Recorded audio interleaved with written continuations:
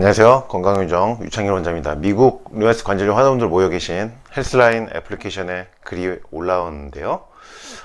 류마티스 관절염과 헌팅턴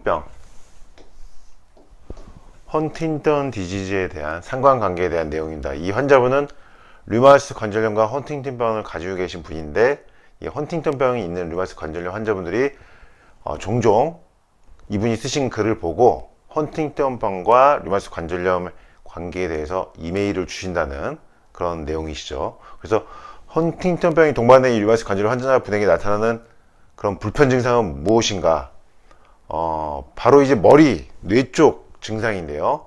이분 같은 경우는 책을 4번에서 5번 반복해서 읽어도 머리에 잘 들어오지 않는다고 지금 말씀을 하고 계시죠.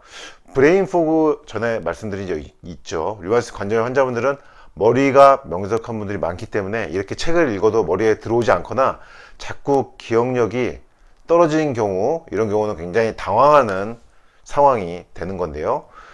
이 뇌 관련 증상을 보면서 류마티스 관절염 상태 그리고 노화의 진행 상태를 파악할 수 있다고 전에 말씀드린 바 있습니다. 류마티스 관절염 관리에 있어서 뇌 관련 증상은 굉장히 중요하다. 오늘 내용에서 다시 한번 확인되니까요. 살펴보시겠습니다. 그럼 헌팅턴병은 어떤 병인가? 퇴행성 뇌질환입니다. 퇴행성 뇌질환인데 10만 명당 5에서 10명 정도, 5에서 10명 정도 발병이고요. 인지장애, 이 인지장애와 몸의 동작, 움직임에 이상이 나타나는 퇴행성 뇌질환입니다. 증상이 좀 이제 나오는데요. 이 증상 한번 살펴보시면요. 과민성 우울증, 그리고 무의식적 움직임, 빠르고 불규칙하며 갑작스럽게 나타나는 움직임, 그리고 수축, 걷기, 말하기, 삼키기 등에서 동작이 어려워지는 건데요. 류마티스 관절염과 이 헌팅턴병의 공통적인 겹치는 부분은 이 우울증과 근육 경직 말고는 없습니다. 이 두 질병의 공통점이 우울증과 근육 경직 말고는 없는데요.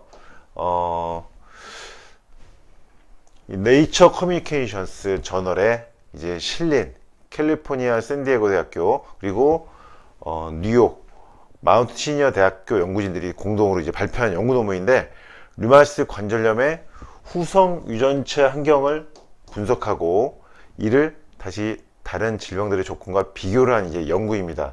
결론적으로 연구진은 헌팅턴병의 기원과 류마티스 관절염의 기원 사이에는 후성 유전학적으로 중복되는 부분이 있다. 중첩되는 부분이 발견되었다고 이 연구를 통해 발표를 한 것입니다. 류마티스 관절염과 헌팅턴병의 기원이 후생 유전학적으로 연결되어 있다는 내용으로 이제 발표를 한 건데요. 이 헌팅턴병 인터랙틴 프로틴 1이 이 류마티스 관절염의 할막세포 FLS의 매트릭스 침투를 조절한다. 이것을 보여줌으로써 이 경로가 류마티스 관절염이라는 질병 기원과 헌팅턴병과의 관련성이 있음을 검증을 한 것입니다.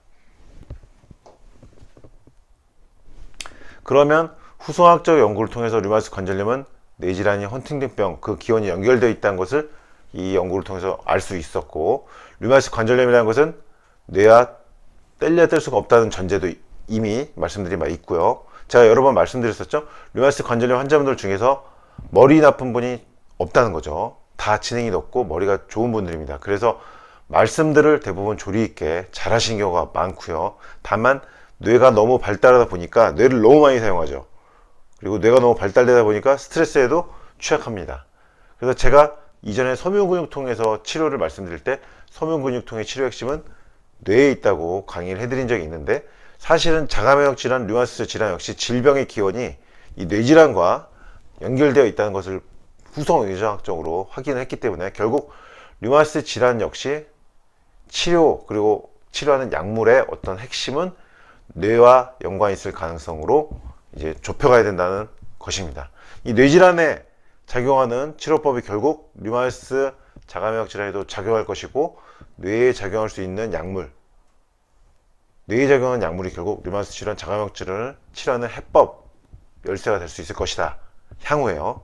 그래서 내가 류마티스 질환이 발병할 때 제가 환자분한테 늘 확인을 해보면 발병 상황을요, 뇌에 스트레스를 받았던지 아니면 뇌에 과부하가 걸렸던지 뇌에 부담을 주었던 상황이 있었는지를 항상 확인하게 되는데, 발병 시 항상 뇌에 뭔가 부담이 됐다는 거죠. 뇌에서부터 류마티스 관절염이 시작될 수도 있다는 것을 이제 이 후성 유전학적 연구 결과를 통해서 알 수 있다. 뇌와 류마티스 관절염은 기원이 연결되어 있다. 뇌에서 시작되는 병이니까 병이 나으려면 결국